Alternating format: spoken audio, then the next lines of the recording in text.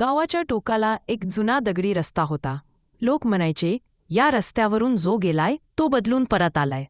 कोणी विश्वास ठेवत नव्हतं. राघव मात्र हट्टी होता. मी जाणारच, तो म्हणाला.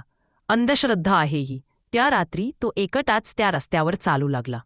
चांदणं मंद होतं, झाडं कुजबुजत होती आणि पायाखालचा रस्ता जणू श्वास घेत होता. पुढे पुढे गेल्यावर त्याला एक म्हातारा भेटला. म्हातारा म्हणाला, पुन्हा परत येशील, पण तू तसाच नसशील. राघव हसला आणि पुढे गेला. थोड्याच वेळात रस्ता 2 भागात फुटला. एक वाट उजळ, सोपी, दुसरी अरुंद, काळोखात हरवलेली. राघव उजळ वाट सोडून काळोखाची वाट निवडतो. प्रत्येक पावला त्यांना स्वतःचेच आवाज ऐकू येतात. त्याच्या भीती, त्याचे अपयश, त्याचे अपराध. तो पडतो, पण रस्ता संपतच नाही. अचानक समोर आरसा. आरशातला राघव थकलेला, बिटरा, पळपुटा दिसतो. मागून तोच म्हातारा आवाज येतो. जो स्वतःपासून पडतो त्याला हा रस्ता थांबू देत नाही.